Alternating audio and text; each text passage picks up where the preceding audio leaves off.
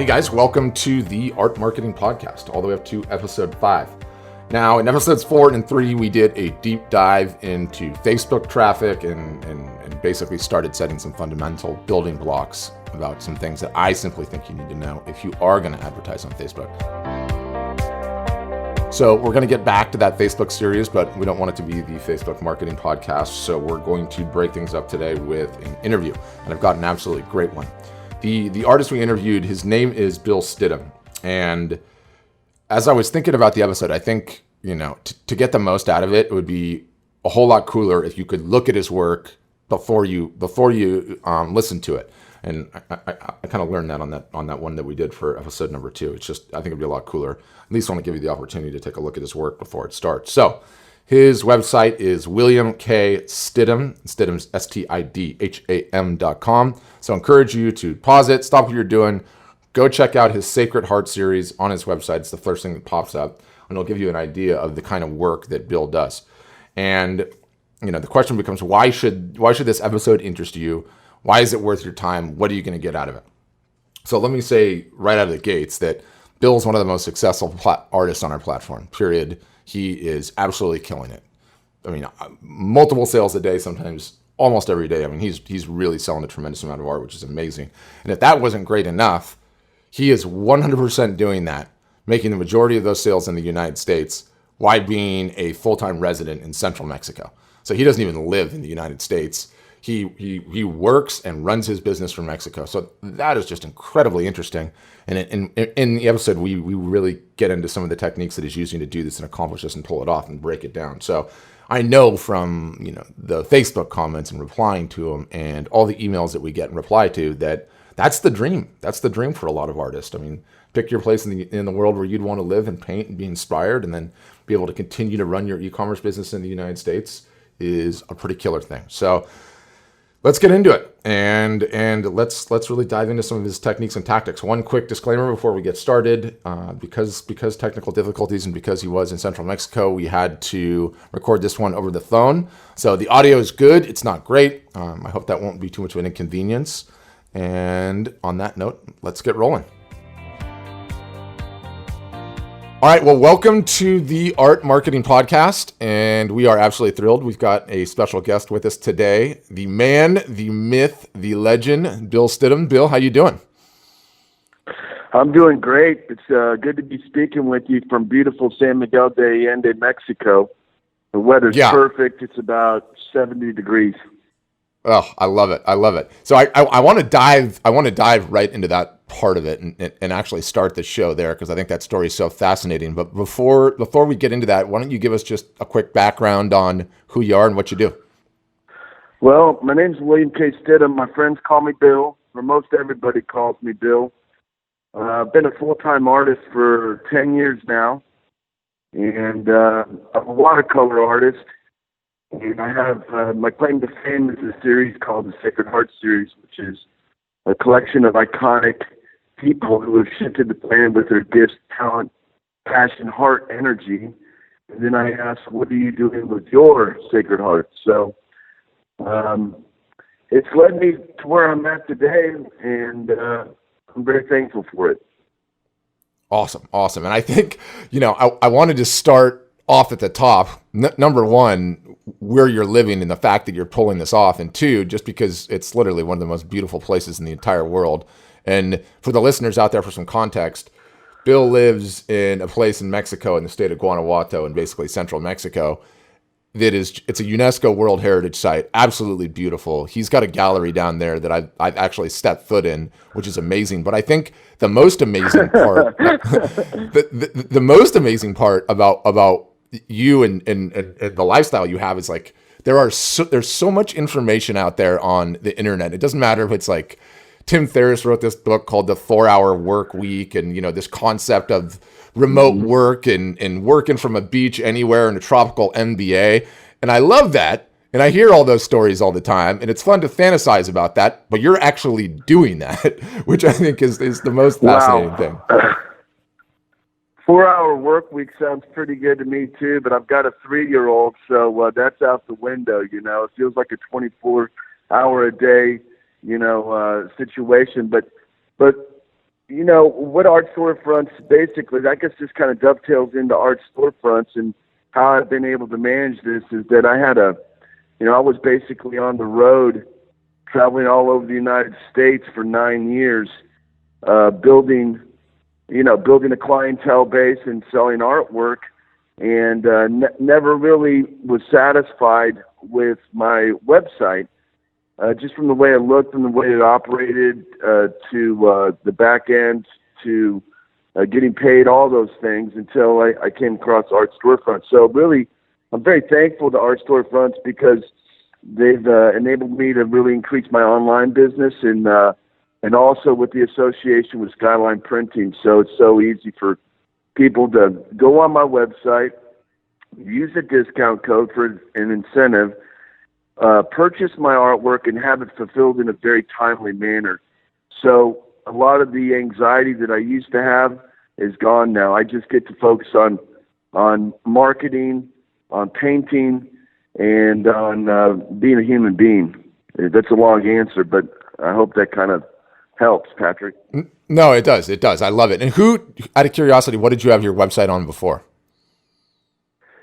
I don't know. Like, I've talked to a number of people about Art Storefront, and essentially, I'd had four previous websites, and each website essentially cost me between $2,000 and $3,500. And obviously, it's a business expense, it's a marketing expense, it's a write-off as well.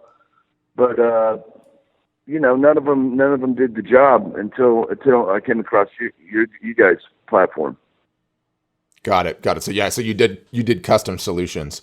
And I think we should point out for the listeners that don't know. So one of the features that Art Storefronts has is it allows you to partner with the print studio. And so when you get your orders, the orders, automatically go to the print studio, and you could technically be anywhere, like, in the case that you are, Bill, living in Mexico. And so it's killer that you've actually been able to put that feature to use. But the other reason I really wanted to get you on the podcast is you're one of the most successful people that we have on the platform. I mean, some days you're selling multiple pieces, pretty much like every day, it feels like. Yeah. So I don't necessarily want to go into the numbers or any of that, but what I would love to unpack is that, being that you have the level of success that you do, I'd love to start unpacking that a little bit and talk about some of the things that you did over that 10-year period. Because, as we both know, Bill, you're basically an overnight success, right? A 10-year overnight success. A 10-year overnight success. But why don't yeah, what can you walk us through some of the things that you've done over the 10 years? And then the other thing that I wanted to discuss too, and actually maybe we should start there. But, I know you had gone to the Art Storefront's office and met a bunch of the guys, and one of the guys told me that you used to paint a completely different subject matter, and you'd pivoted. Can you tell us about that? Mm-hmm. What, my other series that kind of what I started out with before I came across the Sacred Hearts, or what? Yeah. Well, I started, with watercolor. I started painting when I was 35. I'm 52 now, and I was working full time, and I was just, coming out of a relationship. As I started painting all these women images, and it was a compulsion to paint. So I'd work all day, and then I'd paint 4 or 5 hours a night. I was single at the time, and it became a compulsion. So I kind of created my own style and technique, and I did this series that I now call Women Dreams, and they're beautiful, emotive interpretations of the feminine archetype. So those, I still love them, and it's really funny when I was almost ready to quit painting because I was so frustrated with my lack of success and all that until I came across the Sacred Heart series, until that appeared. But once that happened, I kind of lucked into a few things, but I was always working hard. I wanted to be a success. I always want to be a success in anything I do. And I was doing one-man shows where I would go into restaurants or bars and set up parties and bring people to the events and try to sell artwork that way. And then living in Austin at the time, I befriended Greg Davis. He's a photographer. He said, "Man, you should be doing these art festival shows." And I go, "Are you kidding me? Selling art on concrete, let's just give it a shot." So I ended up doing the Austin Fine Art Show. I got into that, and I made more money in one day than I did in a good month, selling advertising. So I go, "Well, wait a minute." And then there was another show in Houston the following weekend, and mind you, I'm brand new. I don't have a tent. I don't have panels. So somehow I found panels. I bought an Easy Up tent, and I end up, having a really good weekend again. So over the course of a year of doing that and working, my money was being eclipsed selling art from what I was making at my job. And I said, "This is ridiculous. I got to pour all my energy into that." So that led to a 8-year odyssey, traveling all over the United States, Whoa. putting 280,000 miles on my van. Whoa. Until, yeah. But, in the same sense, people, nothing comes easy, and to this day, it's still not easy. You got to do the work, Do you agree with me? Oh, absolutely. You got to do the work. But what I love is so you started painting, and it's crazy because you got started late in life, practically speaking. I mean, maybe you were a doodler and everything else, but late-ish in life than most artists, right? But you got started and you had a particular style and you tried to sell it, which was, your series of women, and it didn't work. You weren't seeing the success. You weren't seeing the sales. And then you pivoted and found great success with the new series, and you've been at it ever since. And I think that point is so profound when I heard that, and it struck me so heavy because there are so many people, artists out there, that start putting their artwork out there. They don't get any action. They don't get any love on it, and they're competent at what they do. They're a good artist or they're a good photographer. They have the chops, and they try and sell it, and it doesn't sell.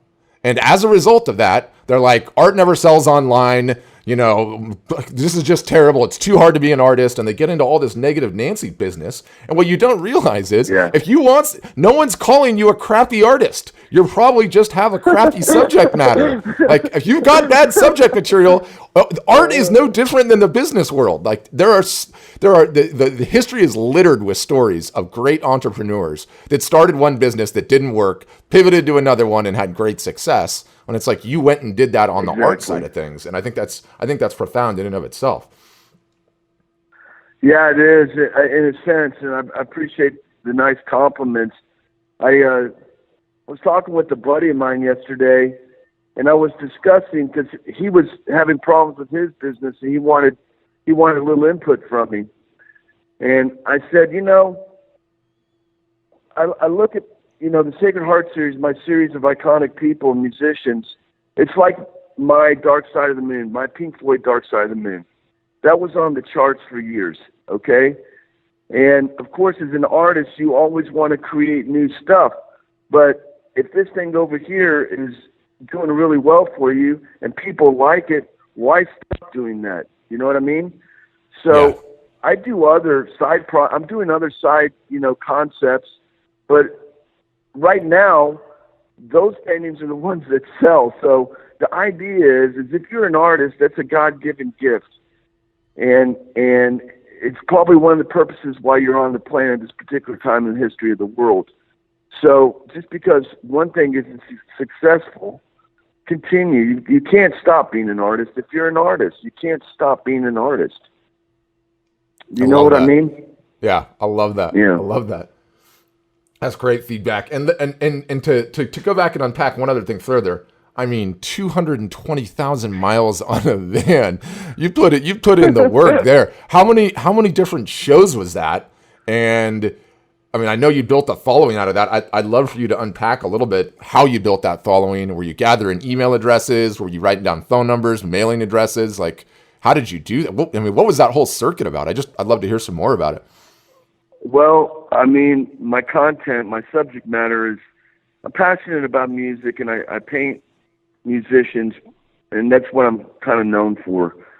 So in a given year, I would do 25 to 30 shows a year. And at those shows, you know, I made friends, I sold artwork, and I got people's email. And, you know, everybody who I got an email from, essentially I touched. You know what I mean? So there's nothing like going out there and touching people. And to get back to art storefronts a little bit, I mean, I've talked to a number of potential, you know, people call me up for a reference or recommendation, and I have no problem talking to them. I don't care if you're just starting out as an artist or if you're an established artist. You've got to spend a little bit of money on marketing yourself. And the primary way to do it is with a website, okay? It's a business card and a website, okay? And all of a sudden, you're an artist. And trust me, I mean, if you're an artist, a painter, photographer, whatever it is you do, if you believe you're an artist, you're an artist. Does that make sense? Yeah, it does. Okay, so I probably diverted a little bit from what you were wanting, but I am pretty much sold on art storefronts, and it has increased my business significantly because of how organized the platform is, how easy it is for the end user to use, and more like the wall preview feature. I tried to do that on 2 different websites, and it just looked crappy. But you know, with y'all's platform, it you know, works great, and I point people to it all the time. You know, I get customers on the phone with me, and I said, just go to the wall preview feature and look. That's the size you need. You know, because when you're buying artwork online, it's so hard to, in your own mind, to figure out dimensions. And people obviously always want to go smaller because it's cheaper. But you know, if you got that wall preview feature, it really helps. Yeah, it's you know, buying art is such a visual experience, and it's so much better done in person, right? Okay, great. But the whole world buys things. The whole world buys things online now. So it's like, how do you make the online experience as close as possible to the offline? And I think, you know, the visualization that you get with the wall preview is absolutely critical. I couldn't agree with that more. Yeah, and you did the 220,000 miles and the years and years of going to shows and building your email list. Throughout that whole process, were you email marketing to those people as well? Were you constantly emailing them? Yeah, I mean, I think it just makes sense to reach out to people at least once a month, and that's what I try to do now. And give them an offer, tell them a story, introduce them to new paintings that you're doing or new photography that you're doing, and just keep them in the loop. And, you know, that's marketing 101 right there. And then, you know, you align that with Facebook presence, and you're trying to build your email addresses and your Facebook presence. And I think even more now that Facebook presence is becoming more and more important. Yeah, because the entire world is on Facebook. It's a great way to get content touches. I agree. And I mean, you know, I'm not even as good at it as I'd like to be, for sure. I'm pretty active. And then, you know, I'm experimenting now with, I'm always looking for different ways to reach more people. So I'm experimenting right now with an online, you know, social media advertising company to see how that goes. So maybe in 6 months we'll be able to talk, and I'll give you a progress report on that because that's brand new. But you know, I'm always like the guy who says you got to spend money to make money. And it's better to be lucky than good a lot of times. Yeah, I mean, it's doing the work. You know, it doesn't matter if it's the 220,000 miles on your van or if it's the you know, it's the hours and hours and hours and spent on Facebook. And you know, we as a company are so incredibly bullish on Facebook. We love it. I mean, if you listen to the 2 podcasts previous to this, it's all about what I think is the secret sauce and the recipe for Facebook. But more than anything else, artists love overthinking it. It's just, look, Facebook is a completely visual platform built on images. That's what it was built on. Yeah. And what do you guys create? You create images. There's nothing. This is a match made in heaven. It's perfect. So don't overthink it. Get on there and share your amazing stuff. Do it often, and you know, see where it ends up. Exactly, and then point them to your website, right? Yeah. Yeah. Check this out on my website. Here's 20% off. Here's 30% off. I get back, nothing times nothing equals nothing. So, I mean, even if you're giving away a nice discount, people are going to be buying your work, putting it up in their homes, in their bars, in their offices, or wherever, and other people are going to see it and get curious, Yeah. Yeah. Let me ask you, so how many years, so in that, and you have a gallery now, which is the next thing I want to pivot to. How many years into that 10-year career did you start the gallery, and what's been your experiences owning the gallery thus far?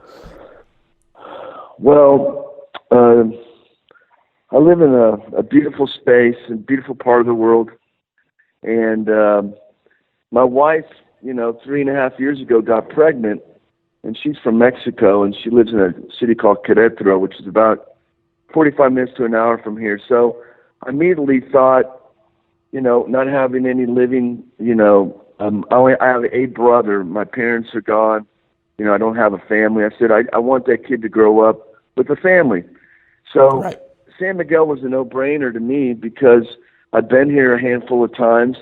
There's American expats here, a large number of American expats, so I knew I could speak English. Yeah. And it's an artist town. It's an artist town. Exactly. The place was resurrected by artists. That's what I was getting to. Yeah. Yeah.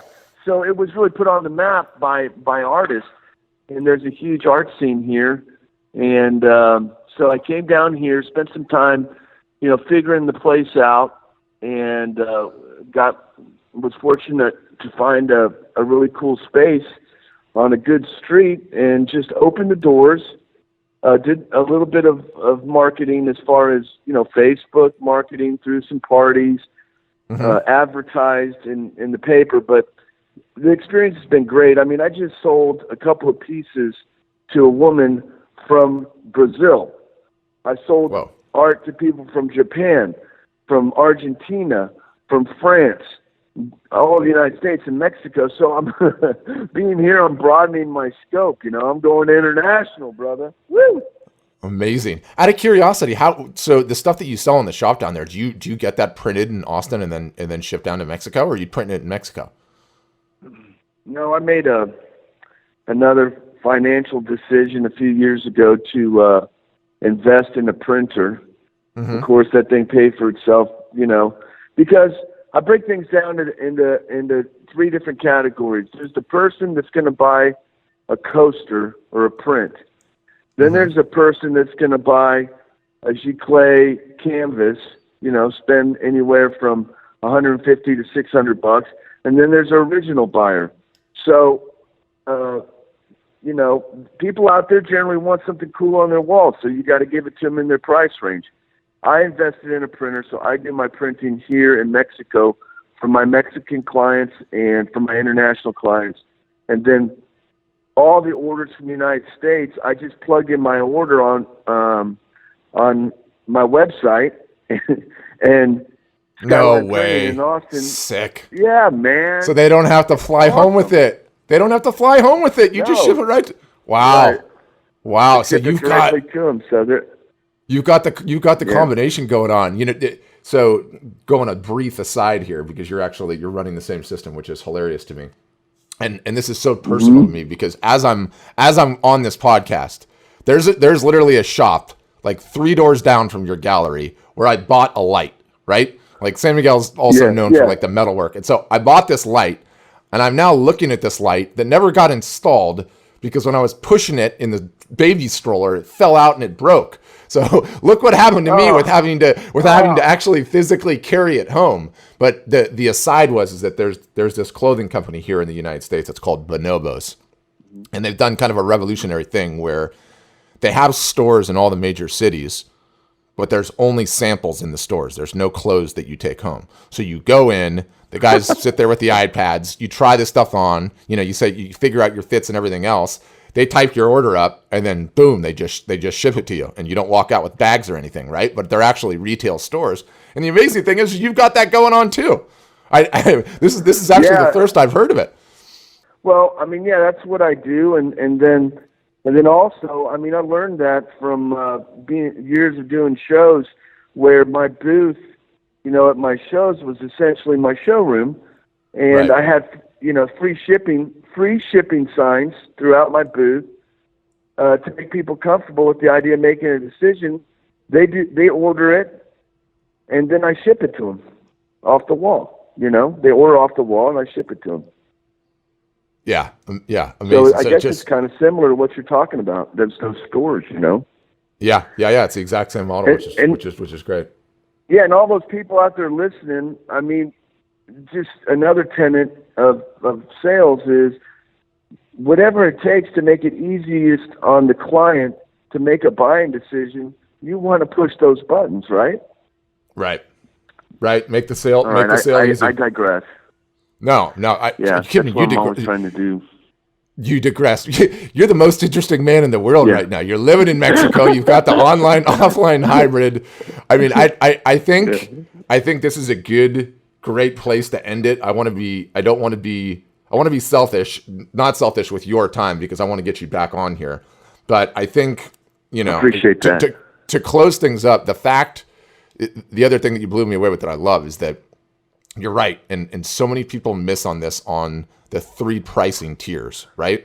Like we have so many people that I see that come online and, they're not seeing a great level of success with their marketing efforts. And it's because you have to have a price point for these people in their budget, whatever it might be. And there's people that might love what you do and love your products. But if you've only got originals in there and your originals are only $2,500 and up, there's a whole heck of a lot of people that might love what you do, that might be willing to pull a credit card out of their wallet and give you money, but you don't have anything in their price point. And so you got there's like the integrity of the artist. I get that and all that, but do you want to be successful as an artist or do you not? You've got to make some business decisions. Yeah. And a great one is, those 3 pricing tiers and understanding those 3 people are 3 different buyers.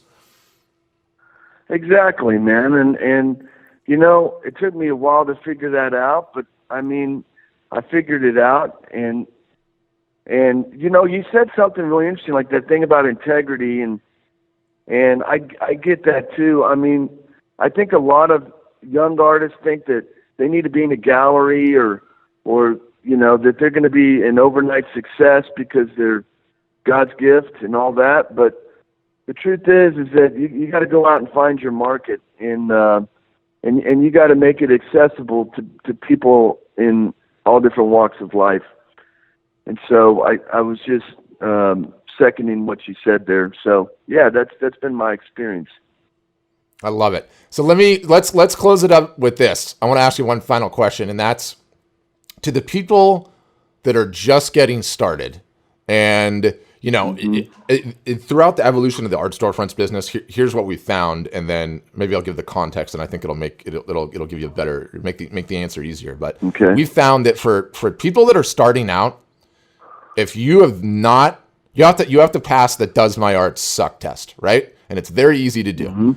If you have sold art, offline to people that are not named mom, girlfriend, boyfriend, or best friend, then you've passed the test, right? If you've sold offline, then you can bring your business online. If you haven't done that, you got work to do. Go figure out how to do that. Go to a show, do whatever you do. But once you've done that, presumably you could sell online, right? So for those that are just starting out in their online journey, what's the one piece of advice that you would give those folks? Well, first of all, this is the frustrating thing to me. It was the frustrating thing when I was starting out, but it takes a little bit of money to get started, and you've got to invest in yourself. And the most crucial thing you can have as an artist is a website and a business card. Okay? That's where you start, because you talk to people, you talk to strangers, you talk to your friends. What do you do? Well, I'm an artist. Oh, really? You're an artist. What kind of work do you do? Well, I do this. Here, check it out. It's on my website. And by the way, here's a 20% discount if you're interested in buying anything. Okay? So start with a website. That is my crucial suggestion. Love it. Love it. And let's leave it there. And I would say, I don't know if you listen to a podcast. I listen to a million of them. They always end with, so where could people find you online? I wouldn't worry about it. I know all the places that people can find you online. I'll put it in the show notes and I'll put it everywhere for you. So I'll take care of it. And I'll even throw it. Awesome. I'll throw in a photo of your gallery because it's funny. When I was down there with my family, I actually just saw your gallery, popped in, took a photo, and I've got it. So I'll include that. I'll include that in it too. Yeah. But thank you. Of course, I wasn't there, right? Yeah, standard. Next time now. Next time. When you walked in. All right, man. Hey, next time for sure. I'll be back. A quick mention to our storefronts, and it's really made a dramatic difference in my online sales, and I appreciate all the hard work and the ingenuity and the enthusiasm of everybody that I've worked with over at Art Storefronts, including you, man. You've been awesome today, and thank you for honoring me with this podcast. No, this is careful with that flattery. It'll get you everywhere. We're gonna be calling you every 2 weeks. But yeah, thank you. Thanks so much for being on there, and can't wait to bring you back. We'll have a great weekend. All right, one other thing, okay? Go. For the people listening, I am open. I'm a pretty open person. I'd be more than happy to help you with your experiences. So, you can reach me off my website, and don't be afraid to call me either, because I'm a little bit better communicator on the phone than I am answering all my emails all the time. But I'm open to people that are out there scratching their heads or wondering about Art Storefronts, about the experience. So I'm just opening the door for people, okay? Appreciate that, Bill. That's awesome. Talk soon. All right, buddy. Take care, man. Hey, guys, I hope you enjoyed that interview with Bill Stidham. Love that dude. Just epic dude. And I really do think he's just got a great story. I think there's a tremendous amount that I got out of that episode. I hope you guys did too. But I love the fact that he lives and works remotely, and he's not just surviving, but he's thriving and supporting his family down there in San Miguel de Allende, which is such a beautiful place. I loved hearing about how hard he's worked. I mean, he just hustles. Bottom line, the guy works really, really hard, and he's reaping the benefits. I loved his insight on the 3 pricing tiers and how important that is. It's something that we talk about a lot of times, having price points for an intro level buyer, a medium buyer, and then having price points for a higher end buyer. I love the email marketing portion. I love how he runs his gallery. I think all of that's incredible. But my favorite part, though, without question, from that entire story is the fact that he just barely made it. He just barely made it to where he is. He almost quit. And, because before he moved down to Mexico, or, occasionally he comes back, he's from Austin. So he's popped into the Art Storefront's office a couple of times. And one of the guys in the office told me that, hey, he pivoted. And I think it's just an incredible concept, period. And, in his case, like he said, he was painting the women's series and, hustling with the women's series and trying to sell this women's series and doing the best he could. And it just wasn't getting the job done. And he honestly considered, hanging it up, quitting and moving on. And what did he do? He pivoted to a new series, started getting traction, and he rode that to all the way where he is today. And I think, I think that's just amazing, an amazing part of the story. It's just really, motivating and encouraging, I think, more than anything else. And, again, I see so many different Facebook comments, and I see so many different email replies to our autoresponder, and hearing about what artists struggle with and where they are. And I think, it doesn't matter if you're a photographer, a painter, a mixed media guy, especially the photographers, right? Because there's so many people that have like an incredible digital camera now, and that are technically proficient and can take phenomenal images and know how to operate the camera and have the really good lenses. But, across the board, it really works across the board. If you're good at your craft and you're not selling and you're not making a living at it, it does not mean you suck at what you do. It honestly does not mean it suck what you do. It means you perhaps have not developed something that the market wants, and you need to pivot. You need to consider pivoting. You need to at least put some lines in the water to pivot. And I think that's a subject that we need to get into more on this podcast, what that would look like, how you would go about that. What are the most efficient ways to do that and start testing some new ideas? Because I really do believe that sometimes one little step like that is the difference between success or failure. And it certainly was in this case, right? With Bill's story. And, I'm super into the tech world. And as I think about tech, let me just think about some companies and rattle off 5 or 6 companies that started as other different businesses, pivoted, and that you might know. Like, for instance, Facebook. Something different, pivoted. What about Instagram? Completely different business that the founders had. They pivoted. And what else? Twitter. That's right. Twitter, another one. Completely different business. Pivoted. If you want to go back even further than that in tech, Apple. They pivoted. Completely different businesses. So look at those incredible success stories that happened because those companies went a different direction. No one was calling them crappy entrepreneurs. No one was calling them that. They just went and did a different direction, looked at it a different way, and blew up to be these companies that they are today. So I think Bill did it. Certainly there's many others that are out there that can do it. So it's something to think about. You've got to go after a good market where there's demand and have a good, strong product. So anyway, enough of my rant.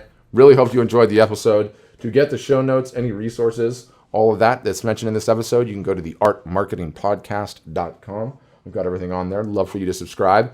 And if you're enjoying the show, love for you to hit iTunes and leave us a 5-star review, please. We run on reviews. We need them. I'm dying for them. I look at them every day. Not really, but sort of. Yeah, maybe. But if you could leave us a review, we'd be really, really appreciative. And that's it for today. And thanks for listening.